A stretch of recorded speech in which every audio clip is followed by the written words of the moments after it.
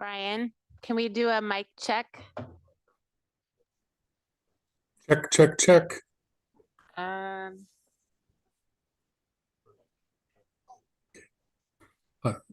Can you hear me? Check, check, check. can you try again? Here I am. Check, check, check. Um, Hello, hello, hello.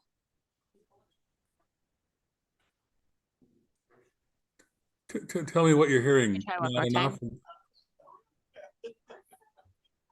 time. Hmm.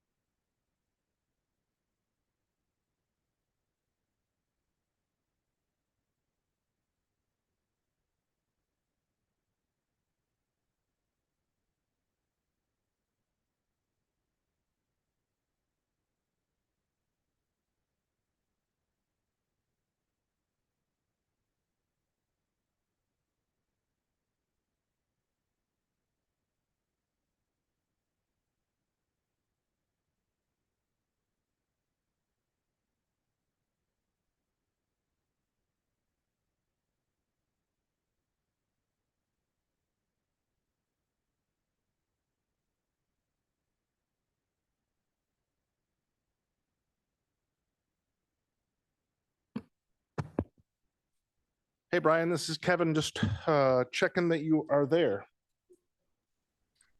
I'm there and I can hear you. Okay, we can.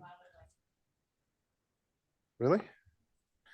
So, Brian, we can hear you, but not very well. So when you need to speak up, please try to speak right into the microphone, I guess, and speak loudly.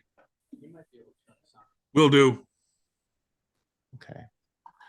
Oh, Brian, someone suggested you turning up your volume. Can you try that? This is what I had last time, and I've been looking for my volume on this, and I don't know where it's at. So I'll keep looking. So Okay, sounds good. Thank you.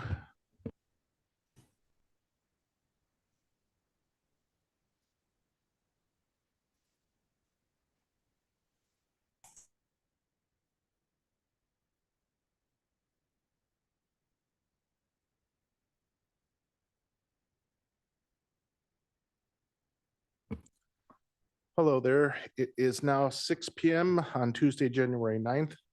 Let's stand for the flag salute. Pledge allegiance to the flag of the United States of America, to the republic for which it stands, one nation, under God, indivisible.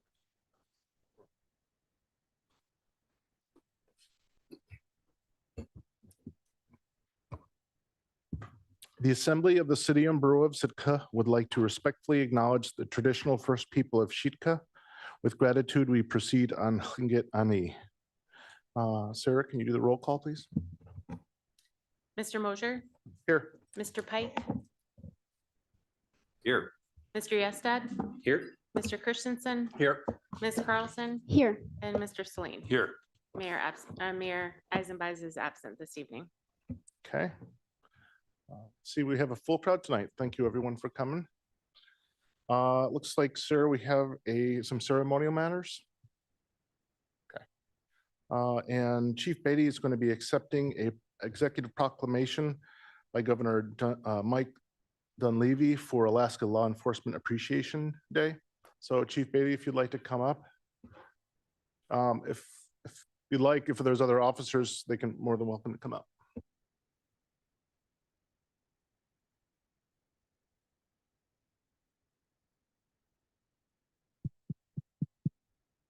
There we go. Sick is fine.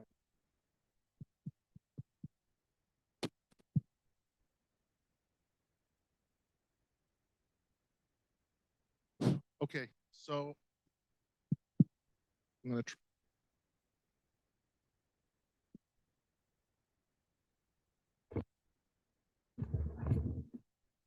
okay, I'm gonna use this thing. It's a little better. I'm gonna read this off. We'll hold that for you. You don't have to, but thank you. Executive proclamation by the Governor Mike Dunleavy. Whereas protecting the safety and well-being of all Alaskans is the first priority and highest calling of the state of Alaska, and it is important that all citizens know and understand the duties and responsibilities of their law enforcement officers and agencies.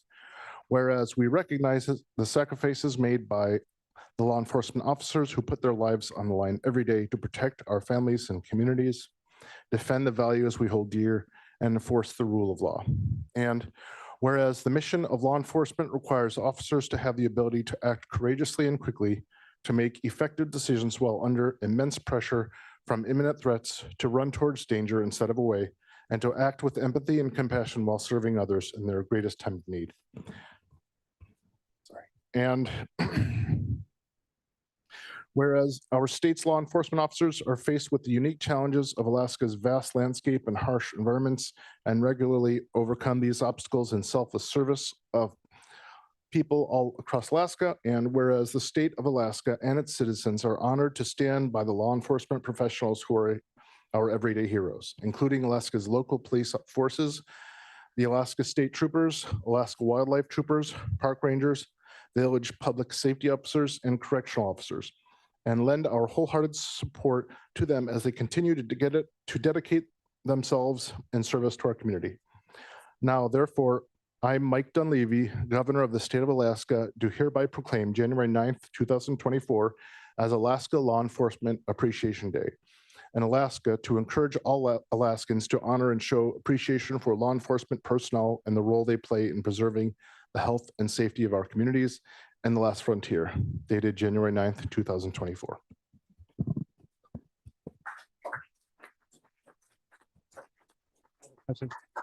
Thank you, Vice Mayor. I appreciate you reading the proclamation from the governor, recognizing the fine job that our local police officers are doing. Thank you very much. Thank you. Thank you. And here are Officer Steele and Officer White with us. We have several other in the community serving right now. And as Deputy Mayor, I would like to speak for the Assembly in wholehearted appreciation and acknowledgement and agreement with that proclamation by the Mayor. I'm very grateful to have the folks we have. I think we're fortunate and blessed to have the entire police department here serving Sitka, and we appreciate every single one of you and recognize the service you have. And we look forward to helping support you folks in the future. Thank you.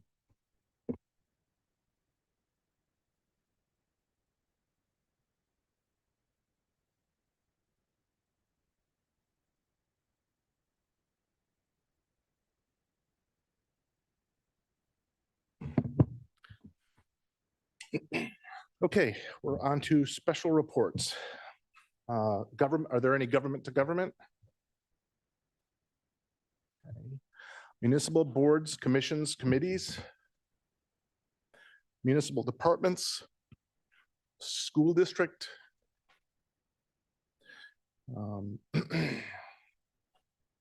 get students and guests.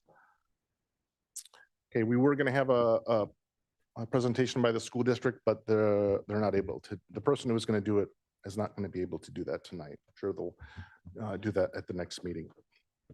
Okay, the next portion is persons to be heard, public participation on any item off the agenda.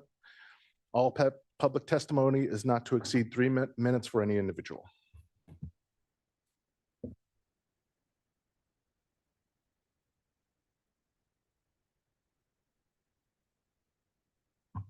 Is that on?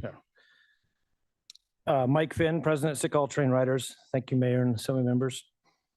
Tonight, I would like to inform you of an issue we are having with the police chief in overreaching his authority on APV riders.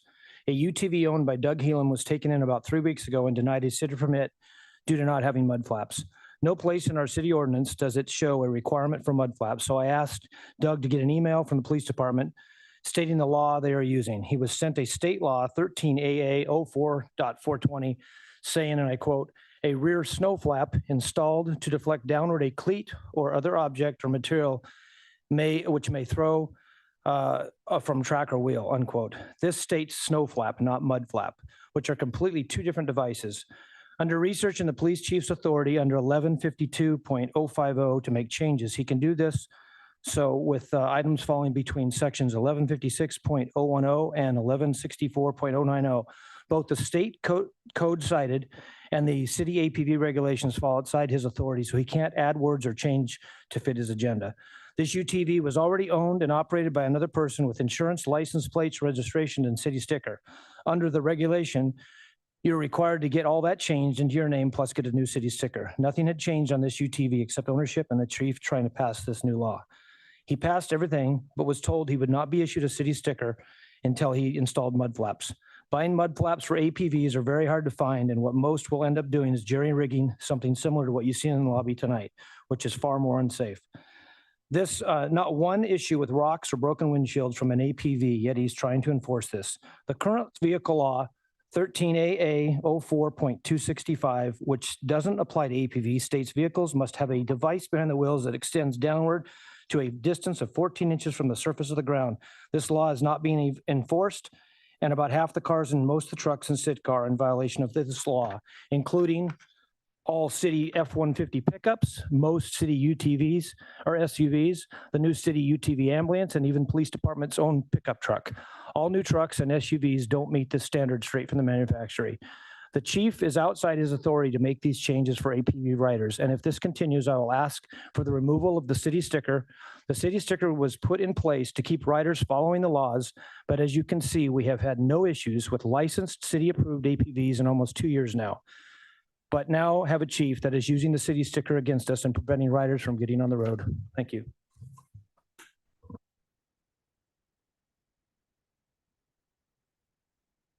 Anyone else for persons to be heard?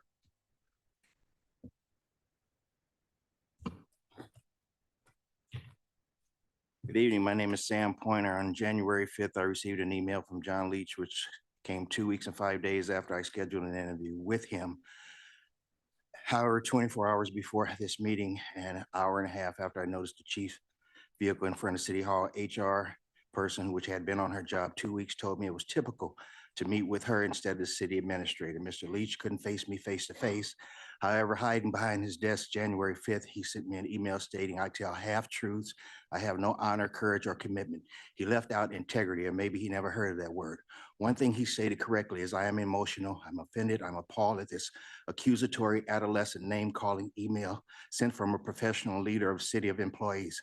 I realize the chief's attitude and indignation and arrogance is a reflection of leadership. All actions against me December 13 have been retaliatory. I didn't take the $754 payment deduction laying down, so they snatched $1,600 out of my check, leaving me $57. Email from his staff asking me to have an interview with him apparently doesn't exist.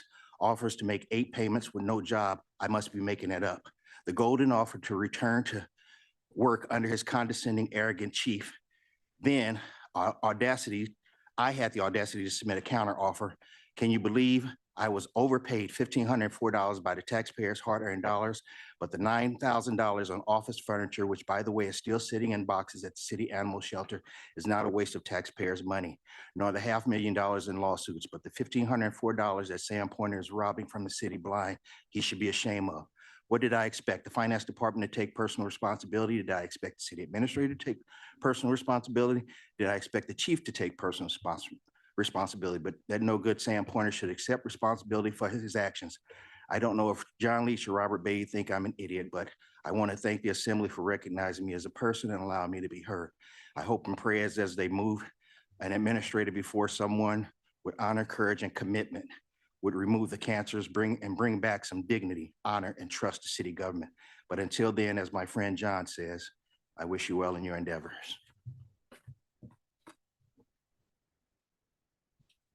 Thank you. Anyone else for persons to be heard? Anything off tonight's agenda? Not seeing anyone. Sarah, do we have any call-ins for the first persons to be heard? Not for persons to be heard. Okay. All right. Seeing none, I'm gonna move on to the consent agenda. May I have a motion, please?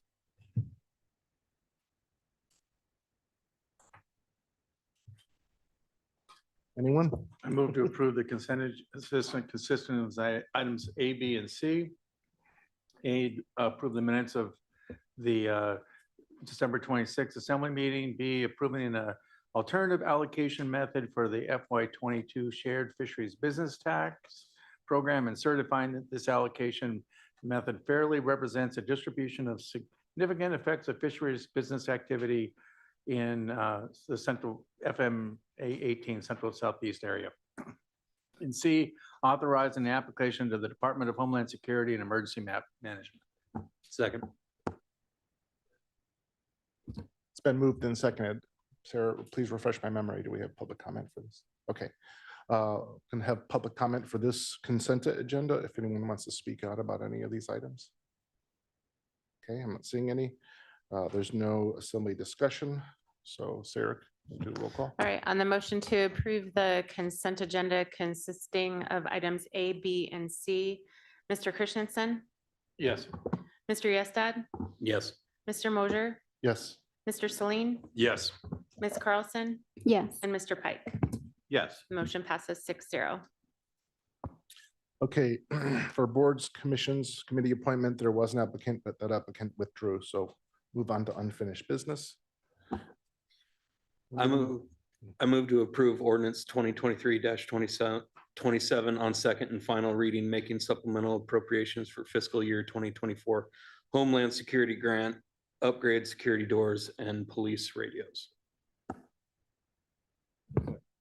Okay, it's been moved and seconded. Is there any public comment for this item? Okay. So we'll move back to the assembly for discussion. Any discussion on this item? All right, things going quick. Okay, Sarah, roll call. All right, on the motion to approve this ordinance on second and final reading, Mr. Yestad, Yes. Mr. Celine, Yes. Mr. Christensen, Yes. Ms. Carlson, Yes. Mr. Mosier, Yes. and Mr. Pike. Yes. Motion passes 6-0 on item E. Okay, that brings us to new business, first reading, item F. Can I get a motion, please? I move to approve ordinance 2024-01 on first reading, amending Title 11 Vehicles and Traffic of the Sitka General Code by updating Chapter 11.75 All-Purpose Vehicles. Second. Okay, it's been moved and seconded.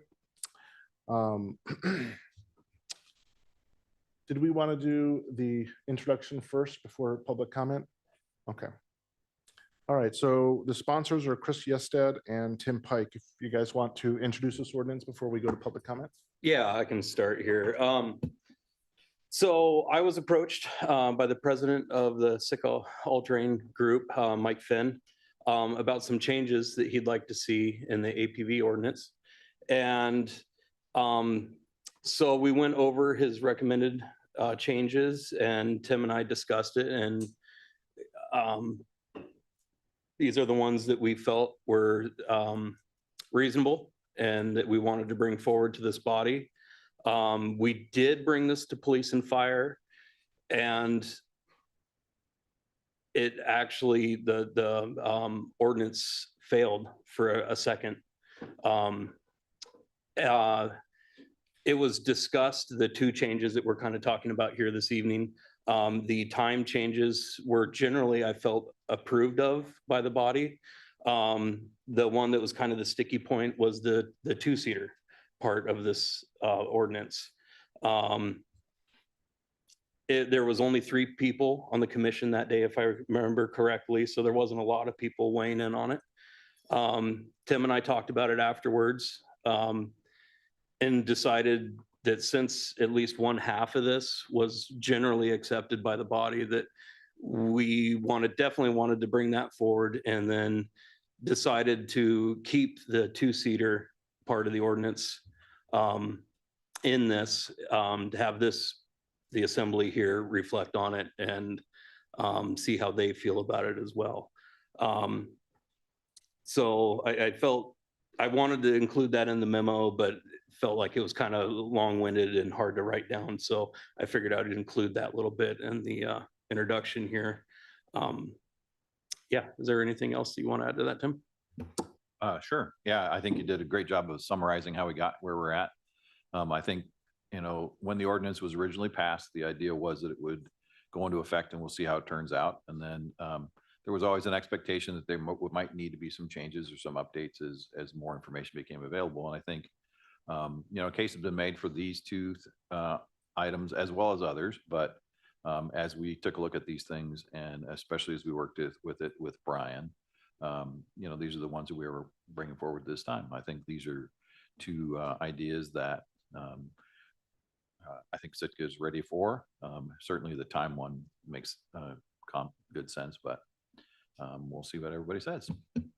Okay, thank you. It's a great introduction. Okay, let's go to public comment on anyone, 3 minutes, up to 3 minutes to state your opinions about this ordinance.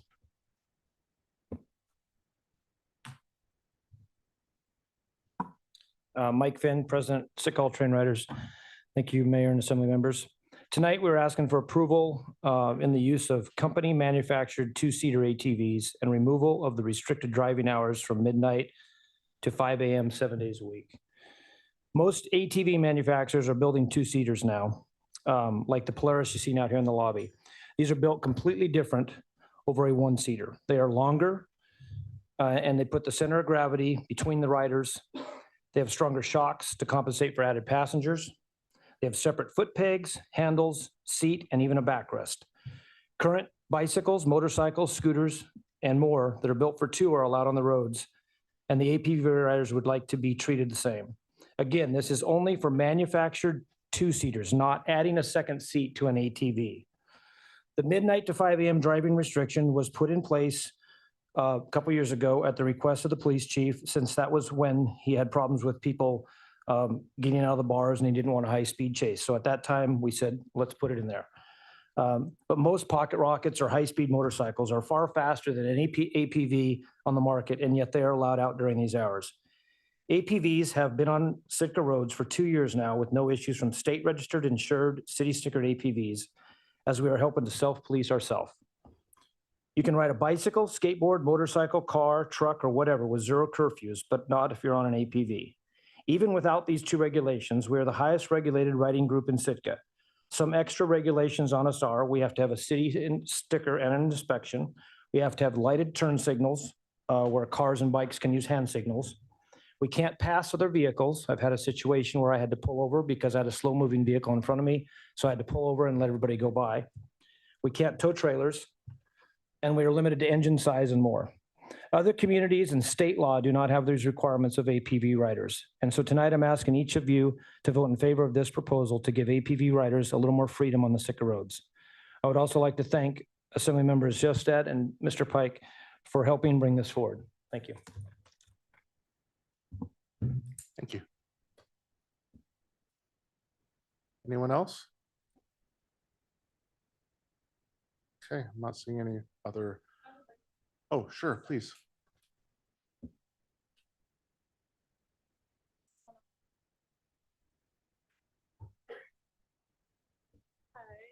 push the red button. Down there, yes, please. Hi, Sheridan Bacon. I just wanted to come up and show some support for Mike Finn and the ATV organization that he's got going on. I have personally seen how much of a positive impact that this has had for our community, and I think it's really important for our sidewalks to be plowed in the snow time, and they've done a really great job of that, and it helps to keep our elderly community and our walkers and our bikers all safe on their route to and from. They've also put in a scholarship opportunity, and as a student myself, I understand how important local scholarship opportunities are. So I think that they have done a really great job supporting our community, and it's people like Mike Finn and it's organizations like this that really just make a small town like Sitka a welcoming, collaborative, safe, and comfortable home, not just a town. Thank you.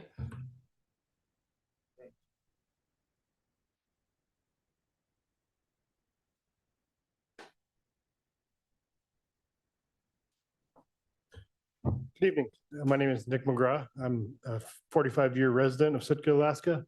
I came here in support of this amendment or whatever you want to call it, proposed by Mike Finn.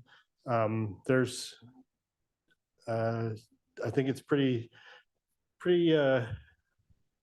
easy to see where a built two-seater ATV could be very beneficial for multiple people to ride to and from and that type of stuff. Also, as we know, we sometimes see motorcycles that are not built for two people that have two people on them. So, and there's currently not a rule addressing that at the moment. Also, as it pertains to the evening hours, I think some of that might have also had to, possibly do with noise or noise complaints or that type of stuff. But of course, as far as I'm aware, we haven't had any dramatic problems with noise in regards to the ATVs or UTVs. And of course, we have cars and motorcycles and trucks that can make as much, if not even more noise than said ATVs, UTVs at all hours of the day, including the evening times. And so I think it's also beneficial to open that up, because some people might be going to the airport early in the morning. I mean, it's a direct red line, but I think, maybe somebody, or coming back on a late flight or something like that. And late flight sometimes gets in after midnight, and if that's their only mode of transportation, then I mean, they technically breaking the law if they're driving during these hours, but that's their only way to get to or from. Thank you for your time.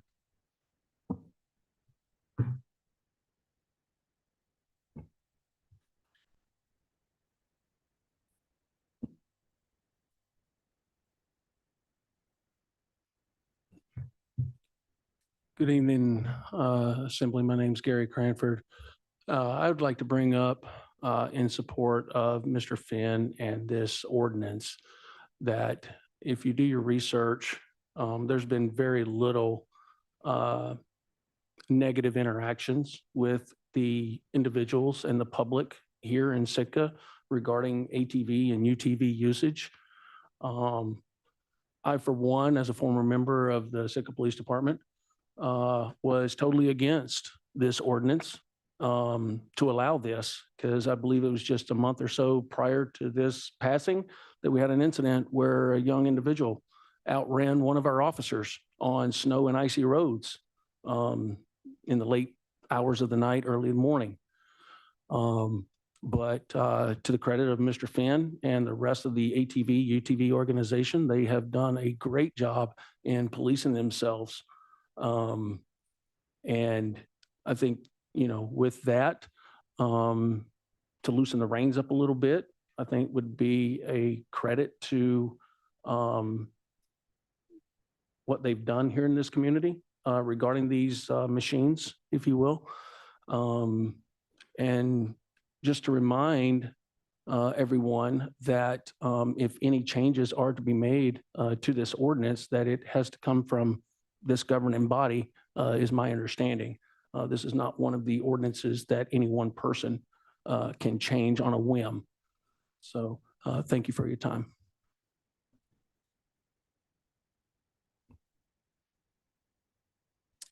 I'm not seeing anyone else stand up, so I believe we have, oh, okay, please.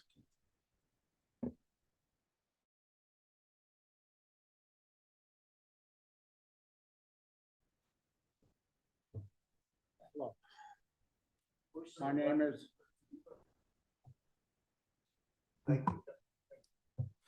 My name is Richard Williams. I'm in support of, and here to support Mike Finn and the ordinances. I have lived in a community for quite a few years where they had ATVs, UTVs, snow machines on the road, and everybody was, I mean, they followed what the police have set out as far as the laws and everything like that. So I was quite happy when we were allowed to have our UTVs and ATVs out on the road here. All I've ever seen was everybody doing a good job, following the rules, keeping their limits down. And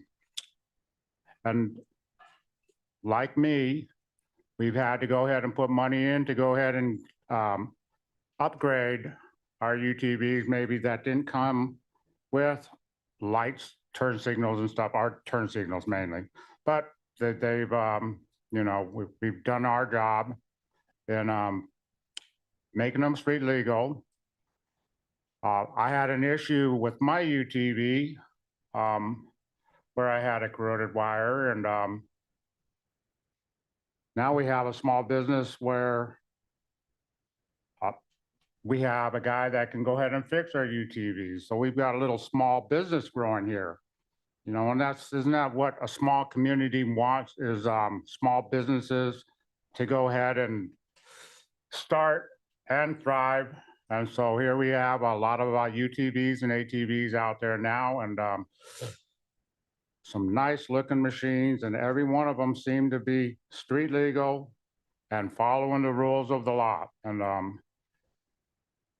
so that makes us a good part of this community, to be able to come in here, follow the rules of the law, and join our other fellow drivers out on the road. And I'm here to support that, and to be able to go ahead and know that haven't bought my UTV, put my plow on it, put all my stuff on it, and then we're not able to ride after being able to ride for a year. And like I said, I've lived up north where I was able to ride my UTV and my ATV on the road all the time with my snow machine and stuff like that. So I'd like to see that we can go ahead and do the same, because I know up there they were able to do and follow the law, and I know we can too.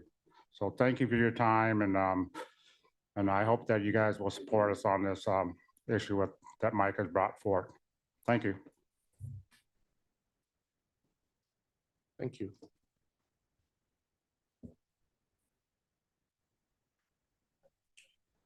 This one? Okay. Hi, my name is Roberta Bernhardt, and I'm just supporting Mike Finn in this proposal that we've got. I remember the day I got mine licensed and went to DMV and got my plate, and then went to the police department. And it was pretty exciting to be able to ride my ATV on the road. And I appreciate all the hard work that the group has done and that everybody has done for that opportunity. Thank you.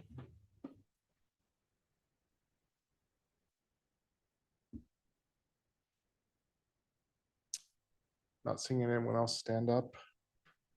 Sarah, I believe we have telephonic.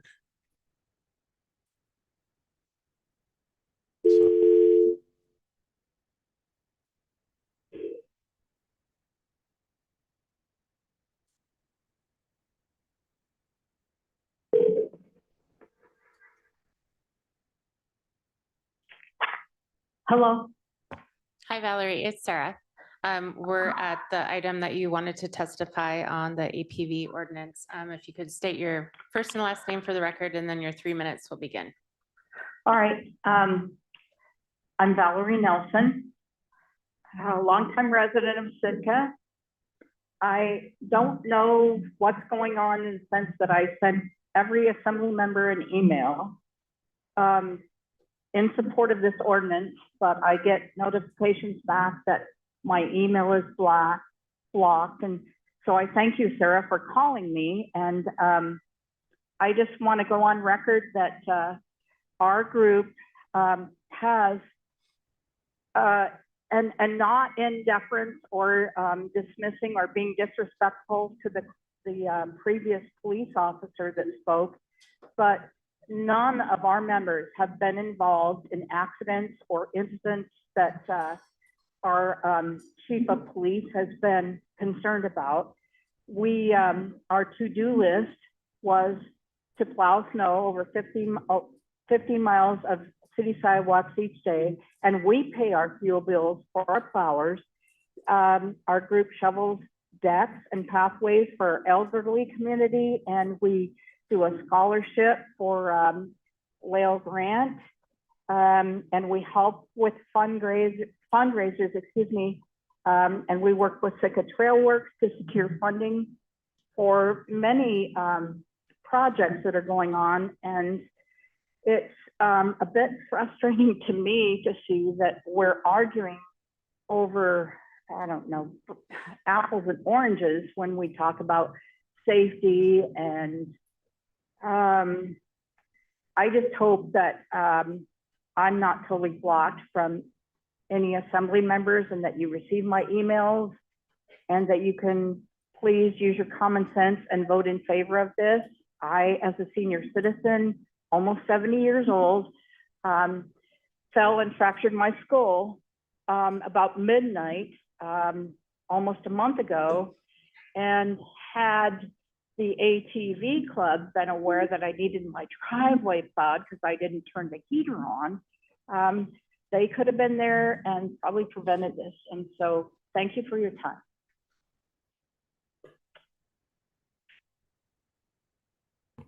Okay, thank you. I think we've gone through anyone who, or allowed anyone who wanted to speak.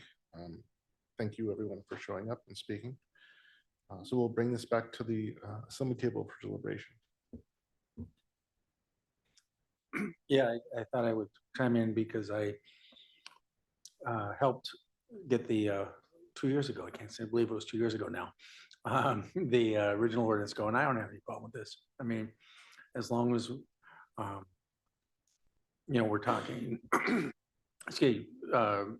machines that are designed for 2 people, I don't have a problem with that. And the hours, yeah, I'm sure that, I don't think we're gonna have a bunch of people going out there at 2 o'clock in the morning. So I don't have a problem with this, and it's a reasonable, I guess, evolution of the ordinance. Anyone else? JJ? Hi, thank you. From my reading of this ordinance under G, it's not for just open hours for recreation at 2 a.m. I'm reading here, or when traveling, well, it's the previous restrictions in time, or when traveling to and from the airport or ferry terminal for departures and arrivals without detours or stops, or when snow plowing. And I think that's an important distinction, that it's not just people going up and down the road for fun after midnight and before 5 a.m. And because of that careful language, I'm very much in favor of this. Thank you, Scotty. Okay. I guess I'll go, unless I'll go. I think I'm going to vote for this. I think Tor hit it. It's kind of a natural evolution. We tried something new, had a lot of public comment, you know, when we did this ordinance to allow them on the roads, and we weren't sure. So, and I think the concern about the noise is a valid concern, but I believe from my knowledge, you know, maybe things have happened that I don't know about, but my knowledge of the situation is that the riders by and large have been respectful and also doing us a huge service. So I'm grateful for that. It's a great thing, as another speakers mentioned. It makes it being a home, a home instead of just some town you live in. And I think, if we were to change the hours at some point and some people were, behaving wildly at the wee hours of the morning, and we could revisit that, but I think it would be okay. So I'm going to vote yes. Okay, I don't see anyone else who wants to talk, so roll call. Oh, wait, Scotty, did you have something? Oh, Chris, do you have anything? Okay. All right, on the motion to approve ordinance 2024-01 on first reading, Mr. Mosher, Yes. Mr. Christensen, Yes. Ms. Carlson, Yes. Mr. Pike, Yes. Mr. Celine, Yes. and Mr. Yestad. Yes. The motion passes 6-0 on first reading, and second reading is scheduled for January 23rd. Okay, thank you. That moves us to item G. Can we get a motion? I move to approve ordinance 2024-02 on first reading, making supplemental appropriations for fiscal year 2024, the Fisherman's Work Float Fortification. Second. Okay, it's been moved and seconded. Let's have Stan Eliason introduce this. Are we going to do that again? Okay. Stan will come up and introduce this. He's our harbor master. And then when he's done introducing this, then we'll go to public comment.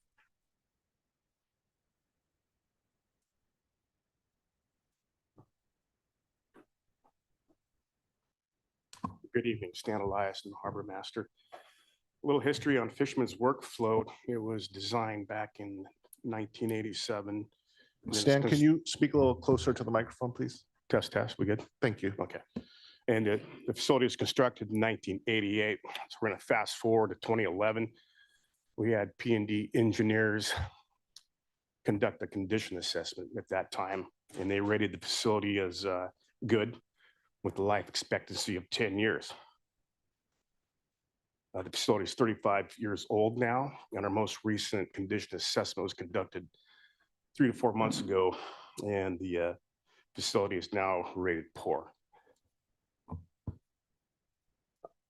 This past October, the state of Alaska Department of Transportation and Public Facilities, they manage the Harbor Matching Grant Program. Now, they notified the CBS that we can accept $390,000.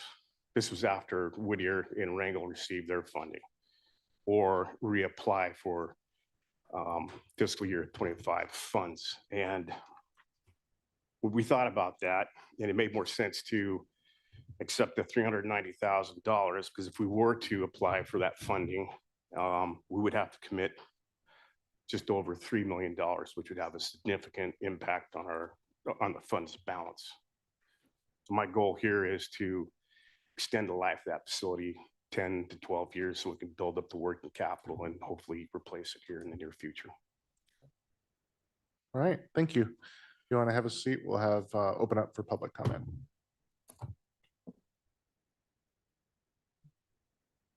Does anyone have anything to say about this item?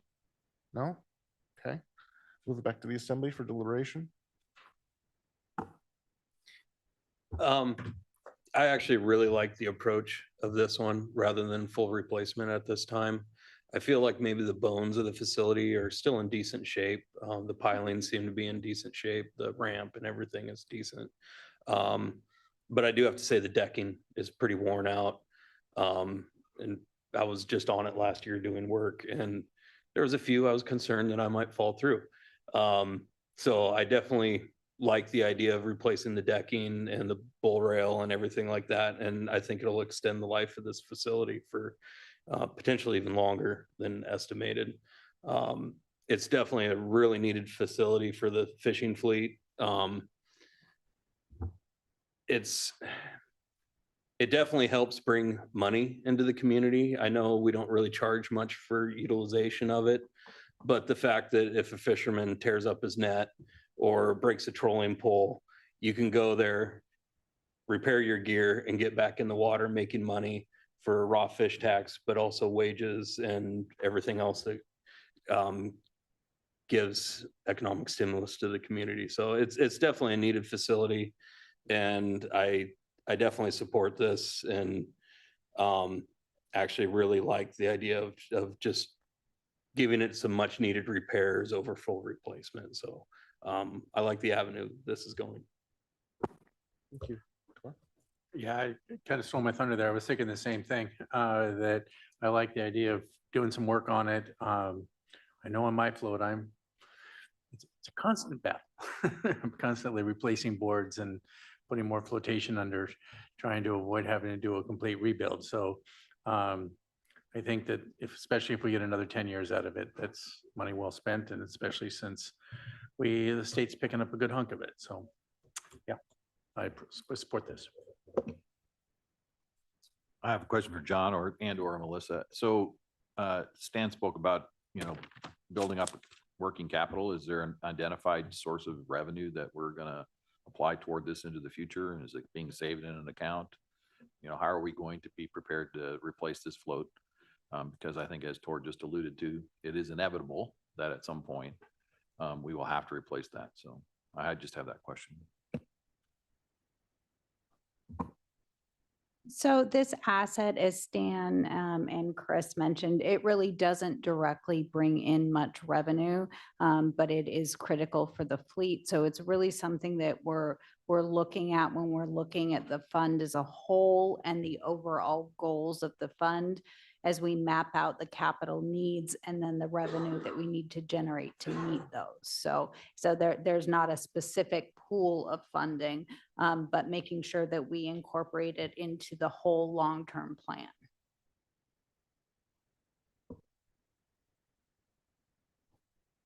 Did you have anything else? Okay.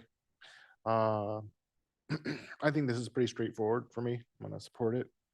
Does anyone else have anything to say? Any comment? Not seeing anything. Okay. Sarah, roll call. All right, on the motion to approve ordinance 2024-02 on first reading, Mr. Christensen, Yes. Ms. Carlson, Yes. Mr. Celine, Yes. Mr. Mosier, Yes. Mr. Yestad, Yes. and Mr. Pike. Yes. Motion passes 6-0 on first reading. Thank you. We still have a couple more items. It's 6:45, so I think we'll take a quick break.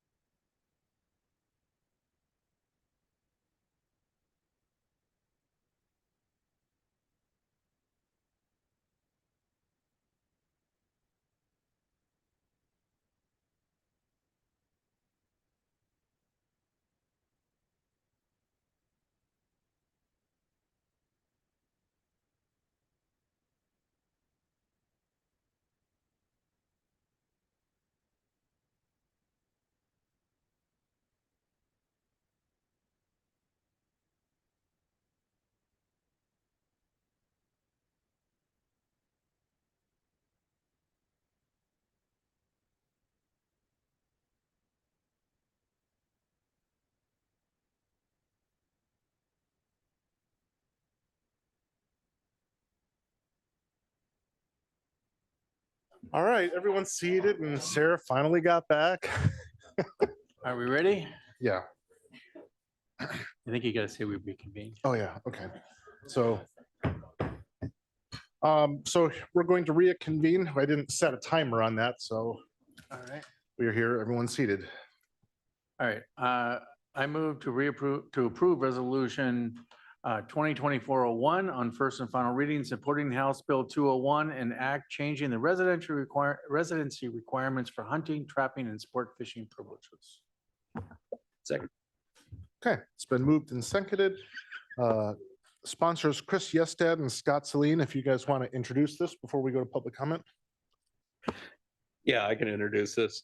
So Representative Himshoot approached me about this House bill that she's bringing forward and asked if it would be something I would support. And after she kind of described what it was and I got to read it, it was something that I definitely support. You know, as Alaskans, we have a lot of benefits for living here, but that's kind of one of the things I thought was very important. You should live here to receive these benefits. And obviously, our game and fish and everything that we get to do is pretty spectacular here. You know, coming from Oregon, this place is just abundant and amazing. And I think that it's something that just, you know, people who live here for the majority of the time need to be able to take advantage of. So when she brought this forward to me, I thought it was just a great idea and something that I could definitely get behind. Okay, did you have anything to, okay, thank you. So we'll go to public comment. Is there any public comment on this item? Not seeing anybody. So, okay. To the assembly for deliberation. Okay, boy, this is just really easy tonight. Okay, I don't have anything to say either. So Sarah, roll call. Right, on the motion to approve resolution 2024-01 on first and final reading, Mr. Pike, Yes. Mr. Mosier, Yes. Mr. Celine, Yes. Ms. Carlson, Yes. Mr. Christensen. Yes. Mr. Yestad. Yes. The motion passes 6-0. Excellent.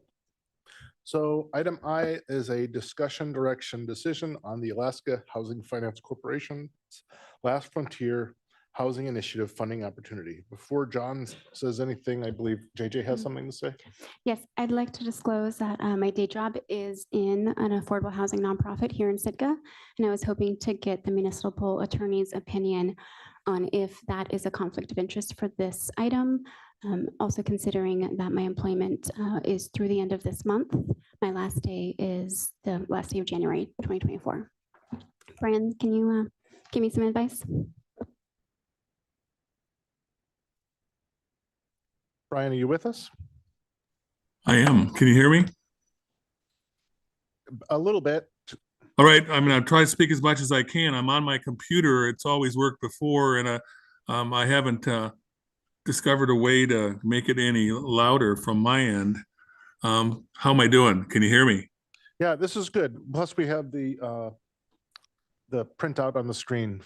So yeah, I think we're okay. All right. Well, JJ has made the disclosure. It's up to the chair, the mayor, the deputy mayor in this case, to make a decision on whether or not there is a substantial interest, financial interest that would require recusal of JJ at this point. And this may require some questions of her. She's an employee of SCLT, but how does that relate and give her a financial interest in this particular matter that's being heard by the assembly? Okay. Sounds good. So JJ?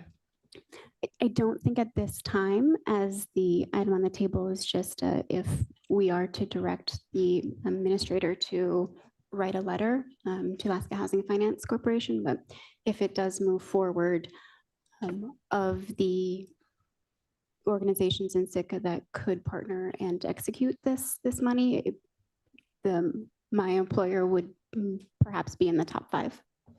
And, but that's SCLT, and you say you're Yeah. ending employment?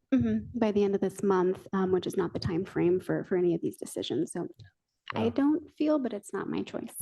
So, Yeah, so, Brian, yeah, I I mean, if she's not, if an action taken out here tonight wouldn't affect JJ's pocketbook, and it doesn't look like it would, I mean, one way or the other, vote yes or vote no, JJ's still going to be employed by SCLT, and she's not, I guess that wouldn't be a financial interest that would recuse her. The only interest would be, is she so biased because of these circumstances that she can't make a fair decision and should be disqualified on a disqualifying balance bias. And JJ, you'd have to answer that question: is can you still be fair under these circumstances? I believe I can be fair. So then, Deputy Mayor, it's your decision then to decide whether or not to allow her to participate. Yeah, so I believe it's the deputy mayor's or mayor's choice, but it can also be overridden by a majority of the assembly.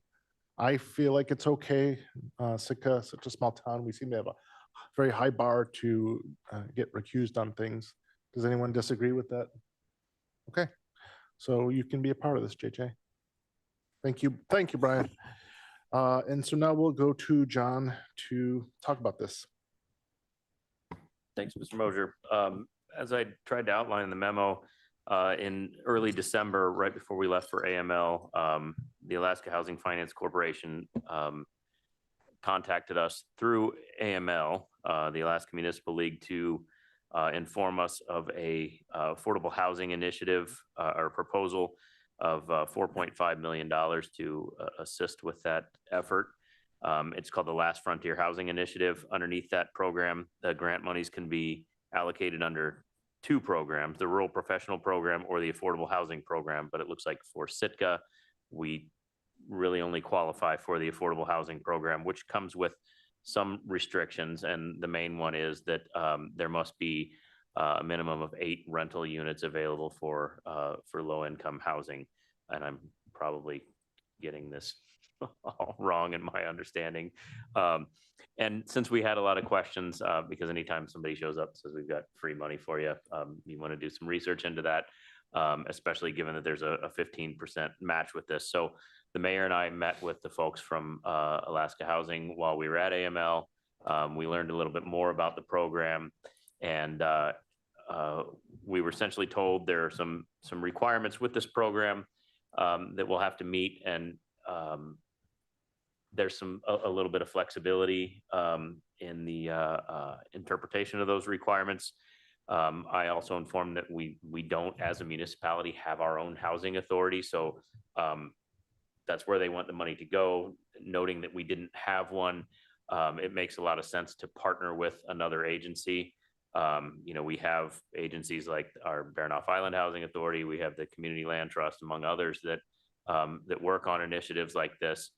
So they had recommended, we perhaps pursue an RFP, put something out there and say, this is an opportunity that the city is going to be the funding arm for, partner with an agency and see if we can see when we get this program moving forward.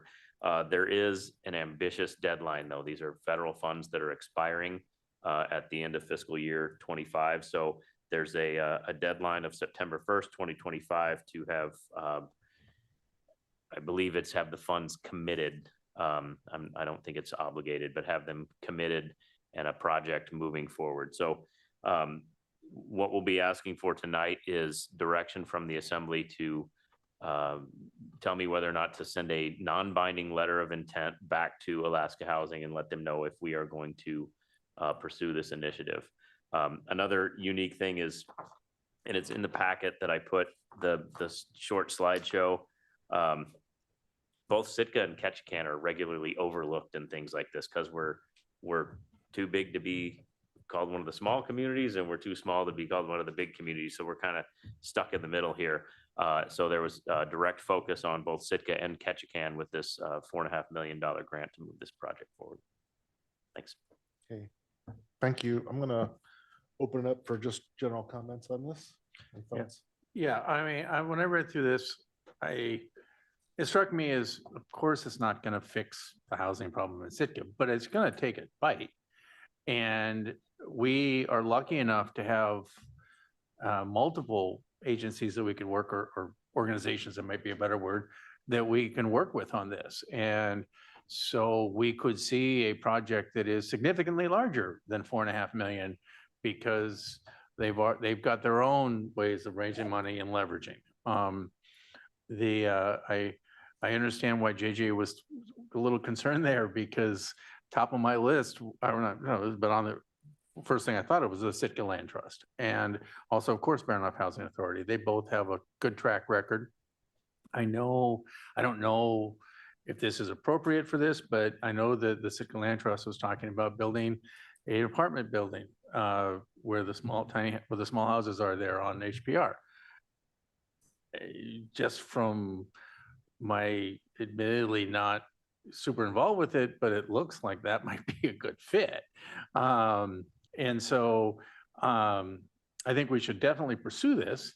Obviously, we're not actually committed to anything at this juncture, but I have to say that top 2 or 3 things we hear about are housing here, and to not at least take a look at this and pursue it would be kind of counter to everything we've said, where we want to try and figure out a way to get more housing. So I think we should definitely do this. We don't, like John said, we don't hear about this kind of thing very often out of Juneau. And I got to think that if we don't pursue this, we're really not going to hear from them for a while, because they're going to say, well, those guys aren't willing to work with us. So, and I realize that that's not a hard and fast thing at all, but concerned if we didn't try and get this. So I think we should send the letter. Thank you. I will say on Tor's comments, I agree that we should apply. Housing is one of the most important, if not the most important issue in town, and we're getting money. I do acknowledge the restrictions can sometimes be difficult. I think people overlook sometimes when the money comes in. You have auditing requirements, special auditing, additional audits, staff time, and this responsibility and liability that we incur by taking that on. But this is, I think it's a good thing. And I think Tor, when he was mentioning the land trust, I take it as, we can't go and commit or say we're going to do this or that. I think any type of RFP, if we did one, should be completely fair. I think what he was trying to demonstrate is there's at least one idea that he can think of that could be used for. So if there's even one, I'm sure there's other ones. And I do believe we have some good housing organizations in town that would be able to do something with that for good. So I agree with that. And anyone else have any more? JJ? Oh, go ahead, Scotty. I agree with it too. And just one thing further down the pike, if you look at Search is going to save 200,000 gallons of oil a year by ground source heat pumps. And so if you took that horizontal drill rig that's at Eliason Harbor now and drilled from Land Trust underneath the road and pumped heat from the ocean, all those people would have lesser utility bills and be able to pay off their homes that much quicker. And then people will find that that's against our enterprise fund, where our enterprise fund wants to sell air-to-air heat pumps for a highest kilowatt sales potential, and that absorbing heat from the Muskeg or from the sea would cut into their sales. And that's something that nobody talks about. Thank you. Thank you, Scott. Tim? I'd like to take a look at this. Obviously, I think, we're not, as you indicated, we're not committing to anything yet. So let's get more details and let's get a little further down the road on this. And so I'm in support of looking at this, because again, affordability in Sitka comes down to housing often. And I think we certainly hear about that. And this sounds like a great idea. Anyone else? Comments?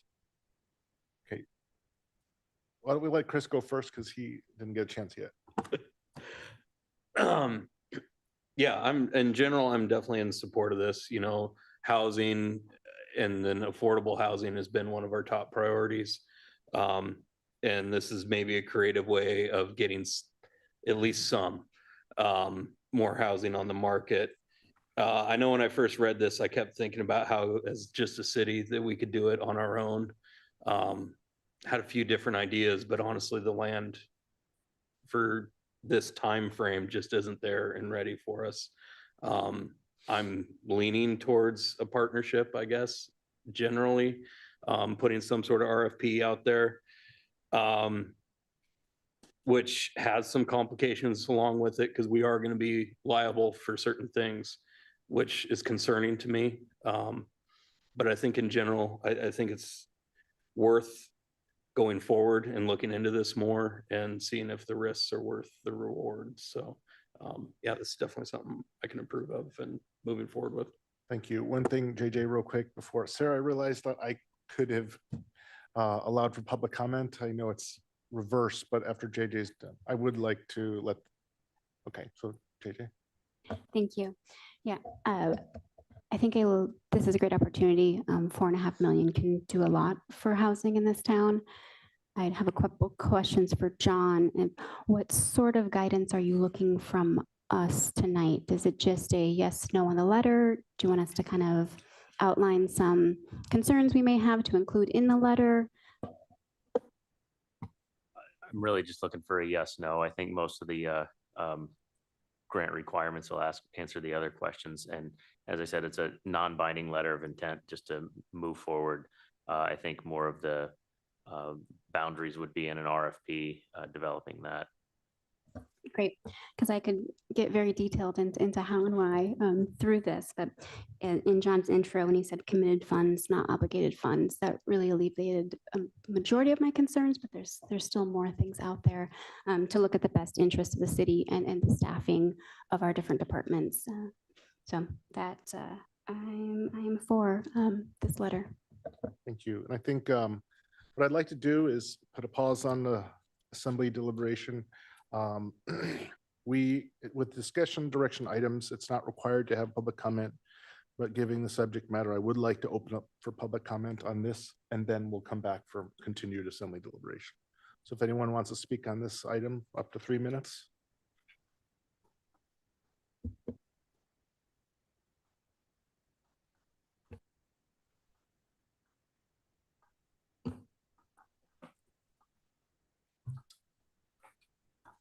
Good evening, Deputy Mayor Mosier and Assembly members.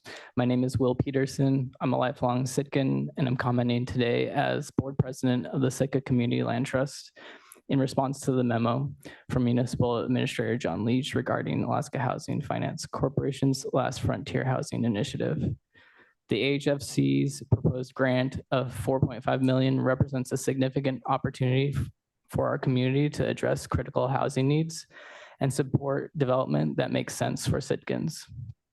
This aligns not only with the CBS's strategic goals, but also with the mission of the SCLT. We at the SCLT are in full support of this opportunity.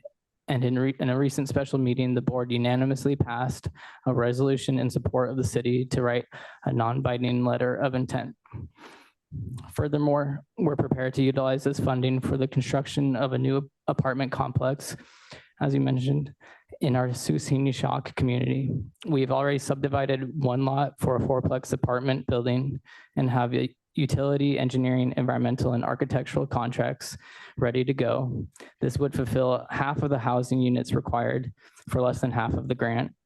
But we believe that together with the city and perhaps other organizations such as BHA, we could work creatively to develop additional land to meet the other 4 units required by the project within the proposed deadline while satisfying all federal requirements. These apartments will create additional housing to provide pathways to home ownership and generate a revenue flow to support ongoing efforts in building permanently affordable homes. This project aligns with Action 1.2 of the city's strategic plan, which calls to develop a plan to improve housing options for all in Sitka. A project like this makes living in Sitka a real possibility for many who would otherwise struggle with housing costs. I think of the single parent or the young couple with a newborn, the temporarily houseless who need stability, or the recent college graduate trying to come home. We owe it to them to pursue all reasonable avenues of funding and partnership in housing. Given the project timeline and the immediate action required, we urge the Assembly to carefully evaluate the potential benefits and responsibilities before proceeding. With the support of the city and the community, the SCLT is making significant strides in addressing the housing needs of Sitka. But there's more to be done, and we are confident that this opportunity is essential to make that happen. Thank you for your careful and thoughtful consideration. Thank you. Anyone else?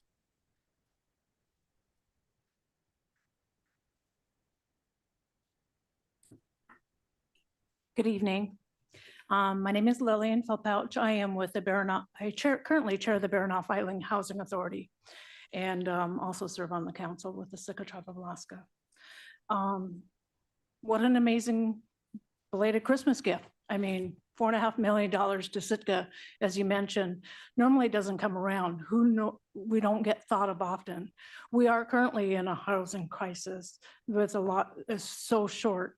Right now, we're currently shovel ready on building we have enough funding for, out of the 8 plexes that we're looking at doing, we have enough to do 4. So this would very much complement what we're already doing.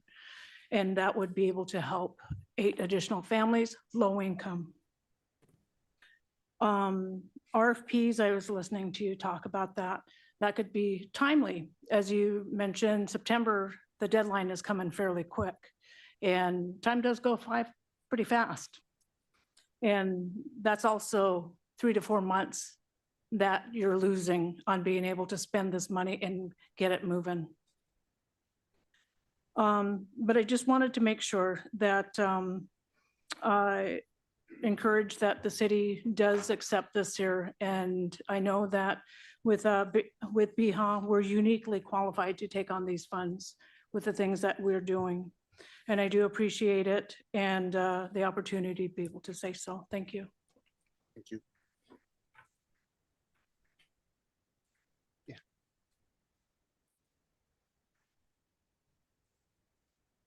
Good evening. My name is Robin Sherman. Lisa Gassman, General Manager of Sitka Tribe of Alaska, asked me also to speak on behalf of the tribe and encourage the city to accept this funding. Sitka Tribe did a strategic plan in 2022. Hundreds of people were involved in developing priorities for the tribe. And the #1 need that we heard about was the need for more affordable housing. We've been working very closely with BIHA. The tribe designated a little over $3 million of its own ARPA funding to BIHA to start to make progress on this funding. And the hardest thing we've had to do is figure out how to spend that money because the need is so great. $4.5 million could buy us a lot more housing and make a lot of progress. So thank you very much for your support of pursuing this funding on behalf of the community. Thank you. Thank you.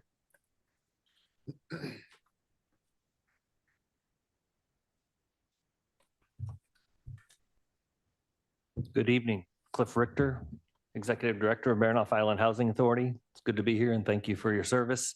I'll stop short of going into the details of any proposal we might submit.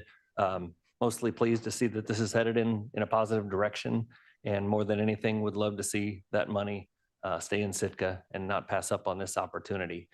If there's any doubt at all that there are capable organizations in the community to handle something like this, I just want to assure you that there's at least one, possibly more.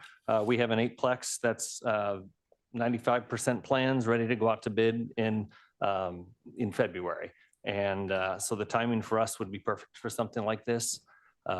And we can provide the full match and a lot of things that check the boxes. There's still a lot that we would still need to learn to move forward, just like you. So don't want to get the cart ahead of the horse. But intrigued, encouraged, excited, and look forward to learning more and hearing your decision this evening. But please take this seriously and keep the housing funds in Sitka. Thank you very much. Thank you. Anyone else?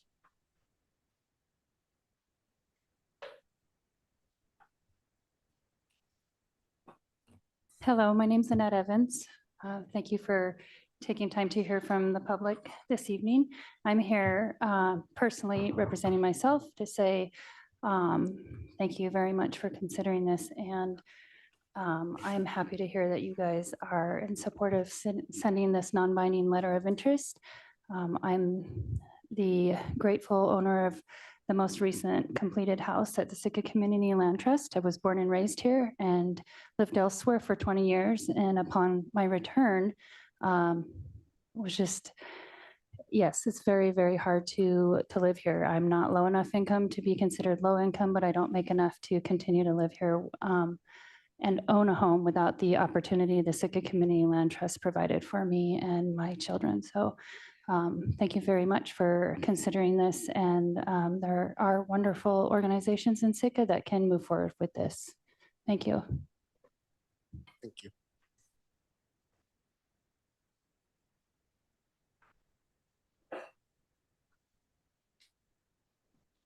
Hello, my name is Leah Mason, and I am here also in support of the city accepting these funds.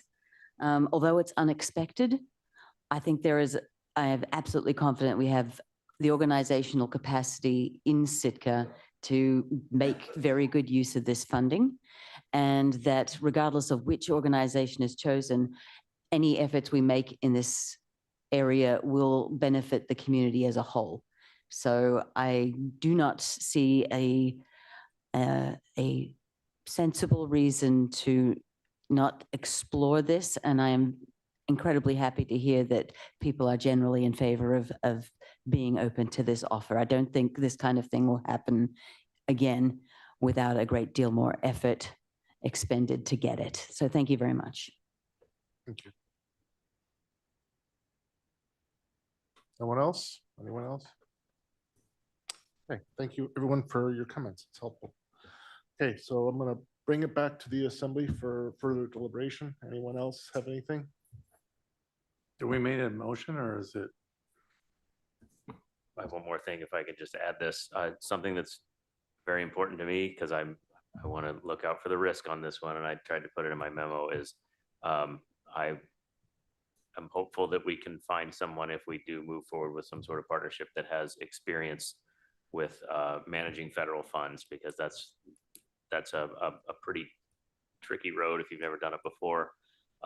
And ultimately will be the ones responsible for ensuring compliance with those federal spending guidelines. Thank you. Yeah, sir, do we need a motion or just as general consensus? Okay. Okay, I think we got an okay to go forward with that. So I think we'll, unless you have anyone has anything else, move on to the next item. Before we do that, can we do another mic check with Brian? He's yeah. Brian, can you we're going to do a mic check again. I didn't dial in. I dialed in, but I didn't complete the process. I didn't know if I would be needed to do that. So hold on a second. I wish it just would be better if we could hear you on this next item. Because I have to enter the meeting ID and all that stuff. Why don't you go on, okay? And I'll do that while you're going on. Sarah, do you want to take 5? Yes. Okay, let's take a 5-minute break while we figure out these technical issues.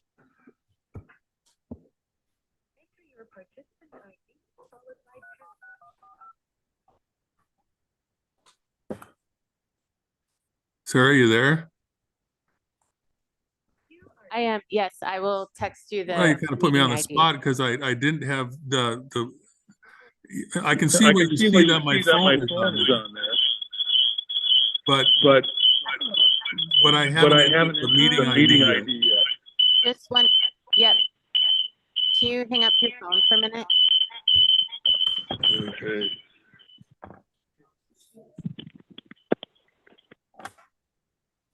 I haven't entered the meeting ID yet.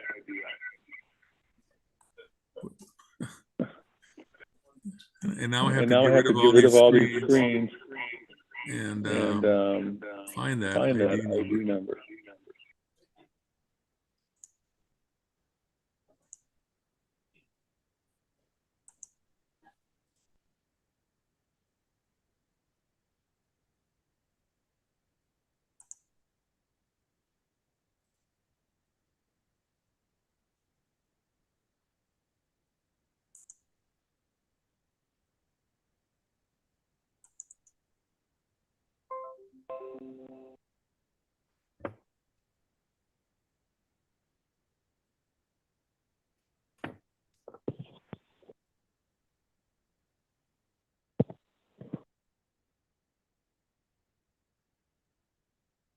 Okay, Brian, can you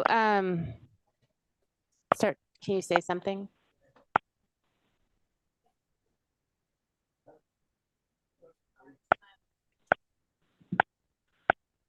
I'll have to send him something.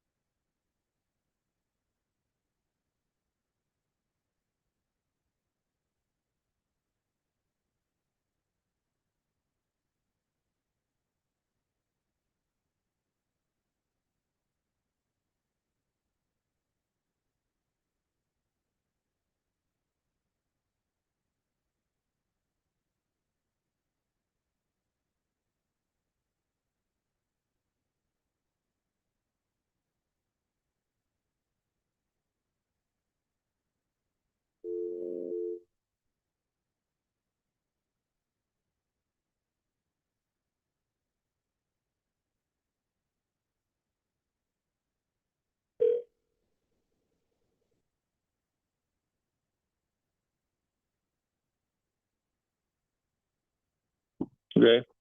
All right, we can hear ya. I've turned off the assembly meeting. Video to avoid any feedback, okay? We're good. So Yeah. Brian, yeah, we can hear you like very well now. Thank you. So we got everybody. Looks like everyone is seated. So we're gonna go ahead and resume for this next item. Item J. Can we get a motion? Yeah, I move to formally reluctantly accept the retirement notice of municipal attorney Brian Hansen and begin the recruitment process. Second. Okay, it's been moved and seconded. Just before we move forward, I just want to point out for those in the audience or listening that Mr. Hansen's retirement will be effective on 6/30. The administrator and the attorney are positions that are hired by the assembly. That's why this is coming up.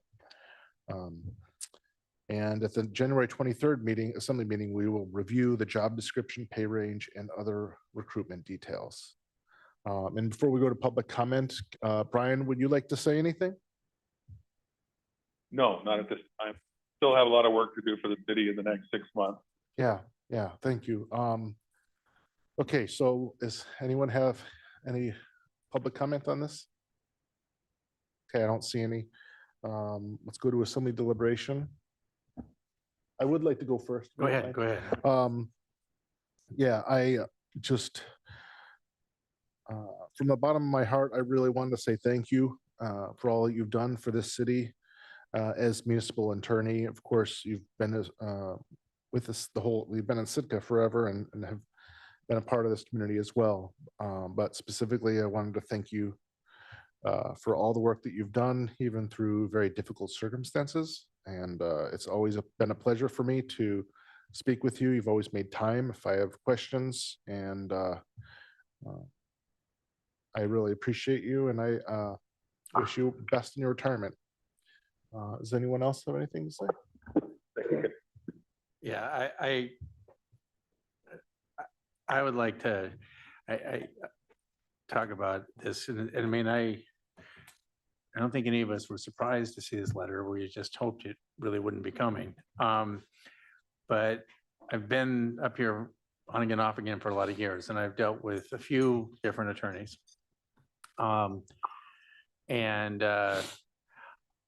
You know, I would say that Brian is the only one I can compare to T. Cole. I was lucky enough to know both of them before they were city attorneys when they worked with my father. Brian's been a joy to work with, and the city attorney is a weird job. You really don't want to hear from the city attorney very often, because usually it means something's bad is going on. And really good city attorneys make that happen. They take care of things before there are problems. And that was what he did, and that's what Brian did. And so we've had other attorneys who were more active, and I think frankly got us into trouble. I know that there were a few times where I tried to get things done at the last minute, and Brian came through and got them done. You know, we could always be sure of a steady opinion and a steady hand. And I'm very glad we're going to get some overlap time, hopefully, in 6 months to get the continuity. But Brian, you will be missed, and you definitely have been appreciated and will continue to be appreciated. So thank you. Thank you, Tor. Yeah, thank you. There's a lot of past tense stuff there. I mean, he's still here for 6 months, guys. Exactly.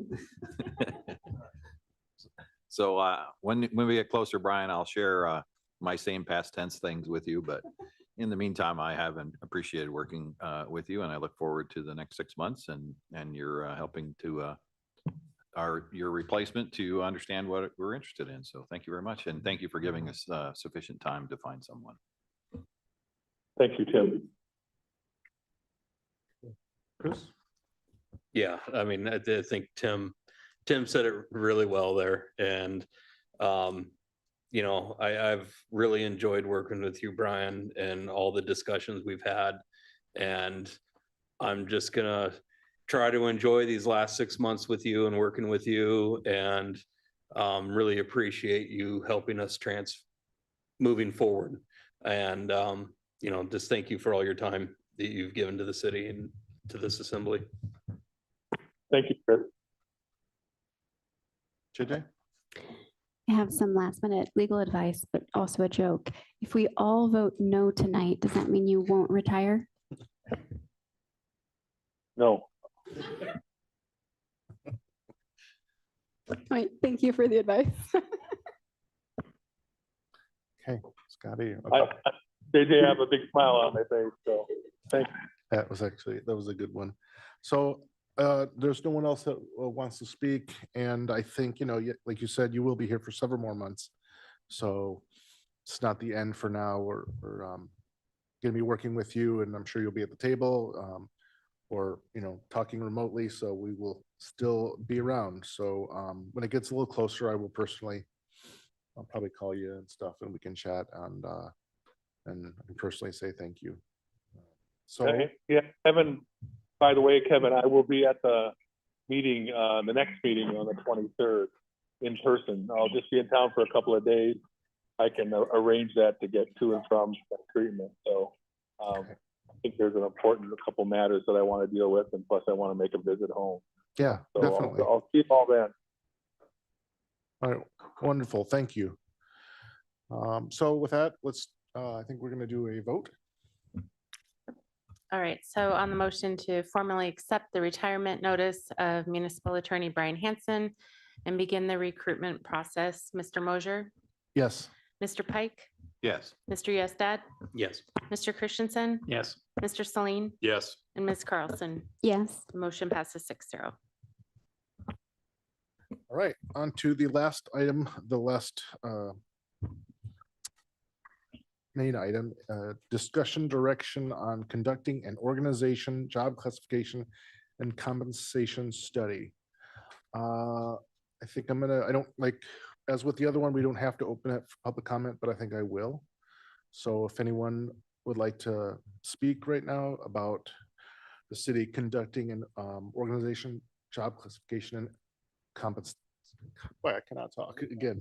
And compensation study. But first, yeah, let's have John kind of explain a little bit, and then we'll open up for public comment. Thank you, Mr. Mosier. In this item, you'll see there's really not anything that I'm asking for from the assembly per se. It's already been budgeted that we complete a compensation study. It's been quite a while since we've done one. It's very important that we stay somewhat competitive with the market to make sure we are giving people an affordable wage, or a wage that allows them to live here in the community and stay with the city and do great things.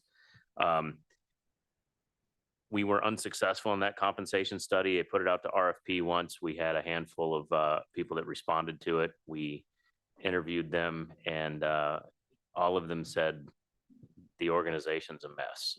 It's hard for them to do a classification and compensation when things are, I'll just say, in disarray. I put one of the examples in my memo here that I personally have 16 direct reports. I mean, that's unheard of. The ideal number should be between 5 and 9. In fact, as I'm working through this project, I tried to have our current org chart printed out so I could look at it and start making some changes to it. When we talked to the folks to print out the org chart, he came back and said, it's 13.1 feet long. It stretches out that far. So we kind of joked about that. But as I get into this, I think it's worthwhile for me to read this quote from Andrew Carnegie.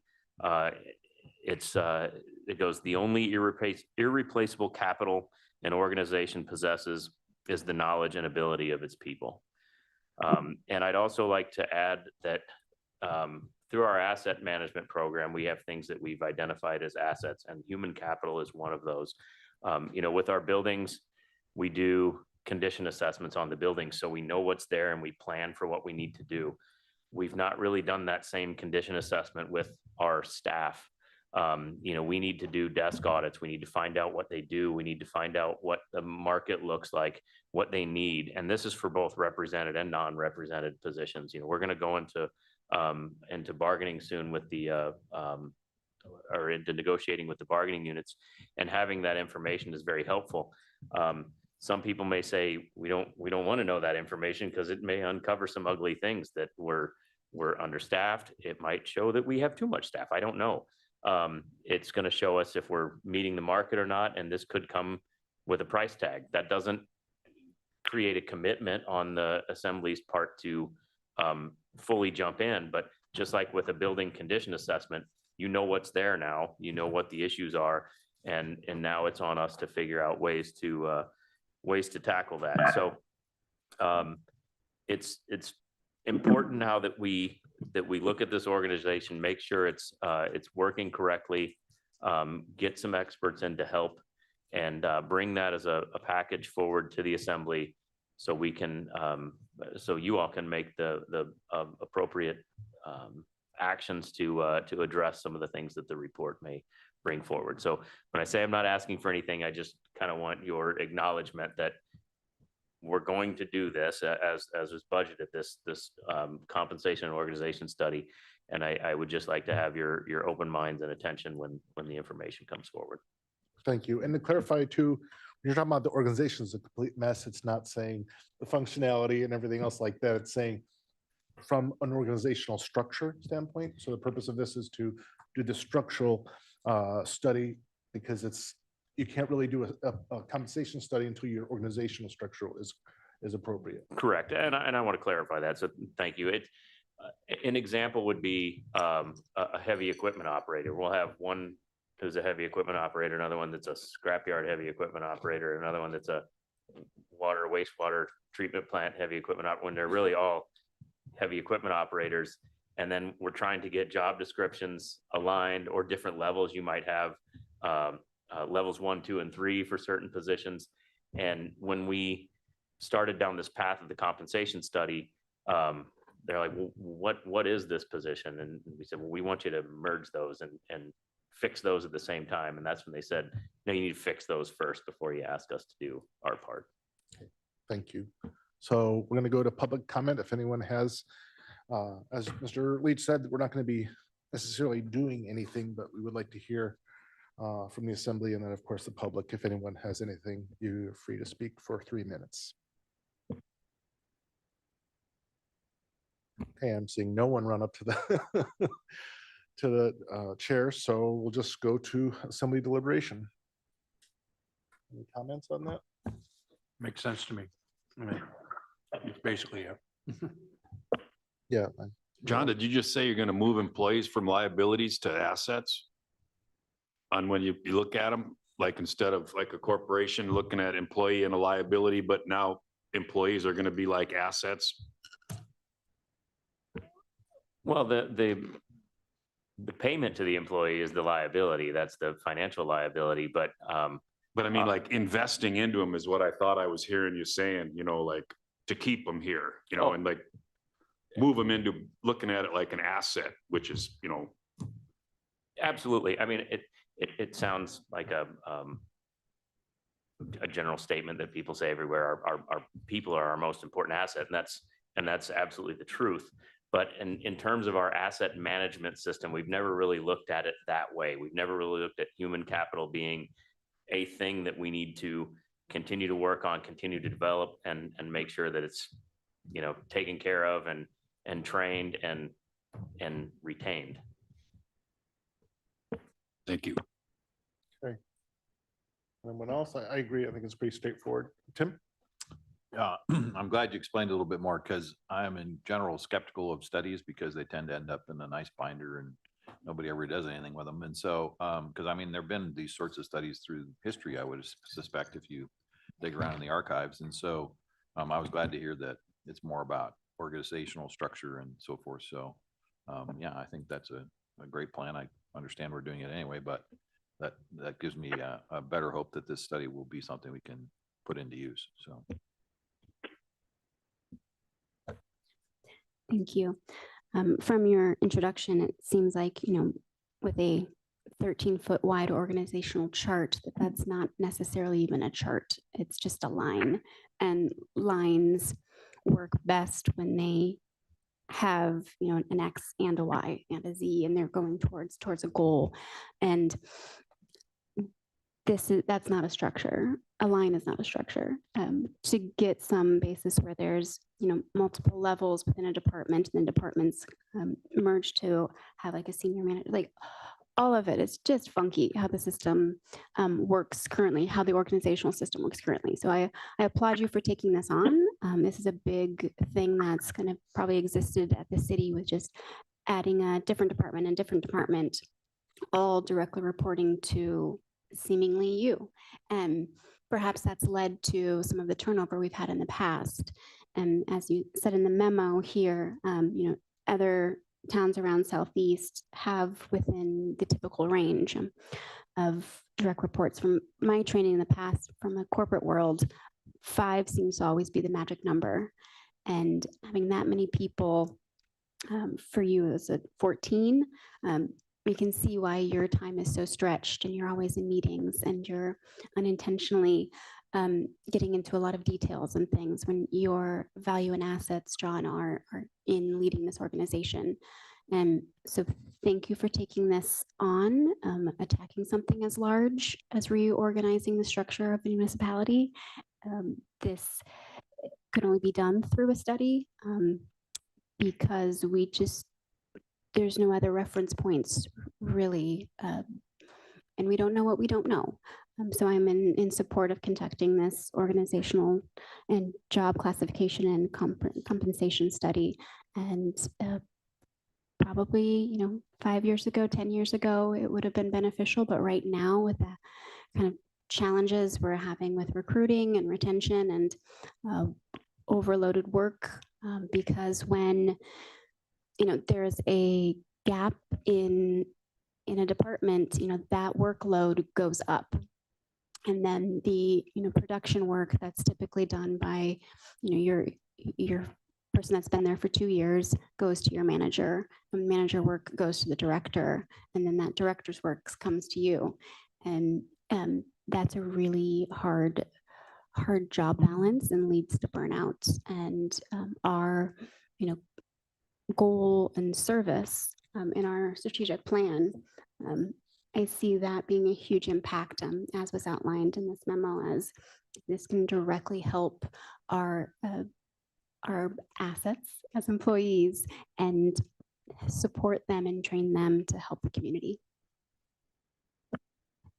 Thank you. And I will add, when it gets to the compensation study, that will be done with comparables to like Alaska, Southeast Alaska, or similar size, and demographics.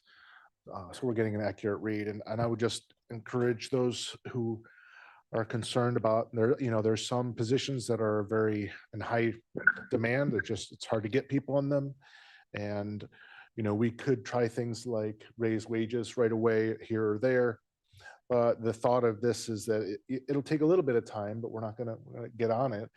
But if we hodgepodge, add wage here, add a wage there, or whatever, then you're constantly going around from department to department, just kind of trying to figure out where this is hopefully a global solution where we can figure out once and for all, so to speak, currently what the wages are.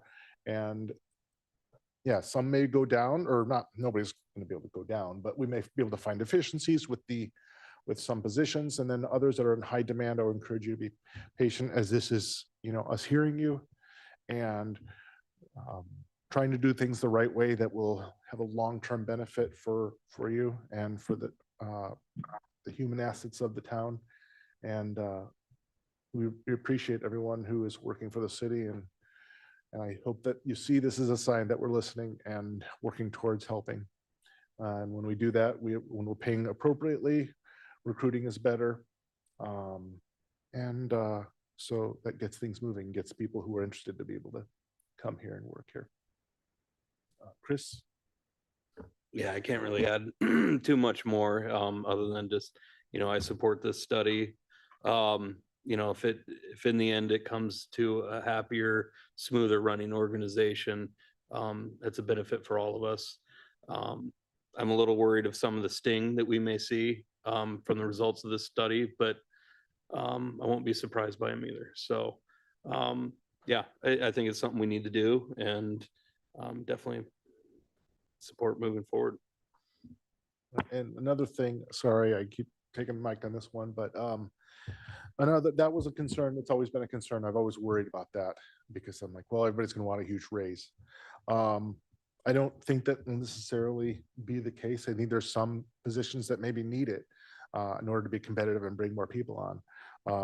Some we may be competitive, but there could be a chance that in this org structure, that's another reason why we're doing the org structure, like right before we do the compensation study, and hopefully we'll get this going soon, is that, there may be organizations that can kind of be combined or realigned or whatever, that could end up with savings. I'm not talking about firing anybody, but I'm talking about, like, maybe we this position could be over here, could help make things more effective. So we actually, hopefully any raises or what have you, any adjustments wouldn't be too painful, hopefully. But we will do what we can and what we need to help make sure that we have the employees doing the essential city services that we're required to and need to provide. Does anyone else have any comments on this? Okay. So that completes that one. We're going to go to persons to be heard. This is for any item that is on or off the agenda, not to exceed 3 minutes.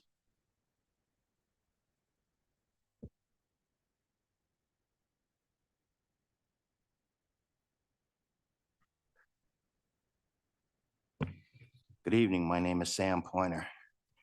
I'm willing to submit myself to an independent polygraph, asking me the following questions based upon the email sent to me and copied to the City Assembly. Did I hang up on anyone? Did I walk out of any meetings? Did I speak to the payroll specialist? Other than saying, read your contract, did the chief offer any direction or support prior to my resignation? What did Dave Nelson say to me prior to my departure? When I knew my phone and keys were in the pocket and asked the chief to give them to me, did he willingly give them to me? Does a pay stub for $57 even exist? And any additional questions from the City Assembly? If I fail, I give back $1,504 to the taxpayers. If I pass, the administrator gives $1,504 to the Friends of Sitka Animal Shelter and resigns. I think this would be cheaper than litigating or trying to legislate people to treat you decently and not defame your character. If you need time to respond to this, you can text me or call me or email me. John has my number. I've been in this city just over 9 years. I've met Brian's dad. And whether you've been here 9 years or all your life, they treat you like decent human beings. I understand full well, John has made that perfectly clear, that I'm not getting my job back. When he sent this email on January the 5th, as retaliation because I sent the assembly members an email stating that I was trying to get 4 lousy items out of the animal shelter that I sent on Tuesday. And he ignored me. Following today's meeting, I will see if the Assembly condemns or condones the actions of John Leach. Thank you for your time. Thank you for treating me as a person. Thank you for allowing me to be heard.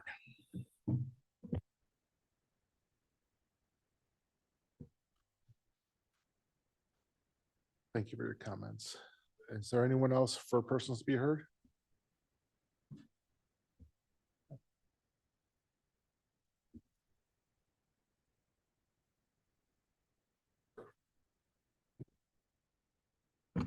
Good afternoon. My name is Austin Cranford. I just wanted to start by thanking Brian Hansen for his position as a municipal attorney. I'm sure he's seen a lot of information come from my email as well as other citizens. So he's done a fantastic job there. My general question is just wondering if during the recruiting process, is the city going to inform up and coming attorneys of the issues that they're currently mired in? I believe there's 3 or 4 lawsuits against the city currently, with 4 or so more on the way. Might be some information that they want to know before they accept the job. Also during the meeting, Valerie Nelson mentioned that she believes her email has been blocked on Assembly email systems. I'd have to double check that, but I'm pretty sure the Supreme Court has looked into stuff like that, where public figures cannot block their constituents from their official accounts. I believe Trump's Twitter was the one in that court case. And there was also a letter sent to the Assembly December 28th by a former law enforcement officer that wished to speak to the Assembly. Yet there seems to be no response or action taken by the assembly to hear the concerns of that officer.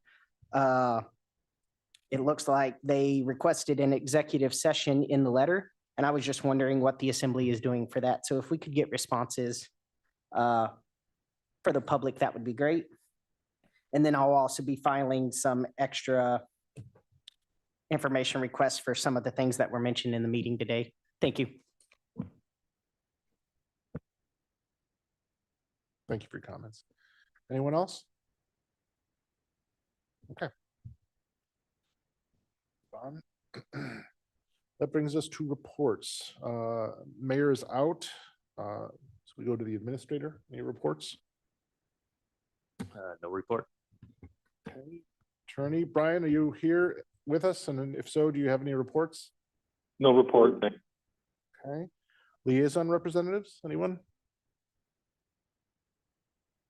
JJ? I'd like to invite the community as liaison to the Tourism Task Force to the traditional town hall scheduled from a week from today, next Tuesday, January 16th, here at the Centennial Building.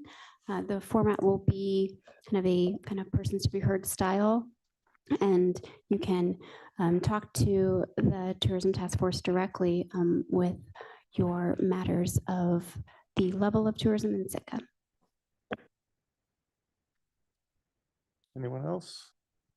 I don't see any. I don't have any reports. Goes to the clerk. Let's see. So for the remainder of January, the Assembly and the School Board have a joint budget work session on Thursday, January 18th at 6 p.m. in this room. And then we'll have our regular meeting on January 23rd. Okay, thank you. Any other reports?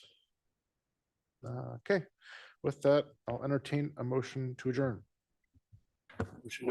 Motion second. Okay, we are adjourned.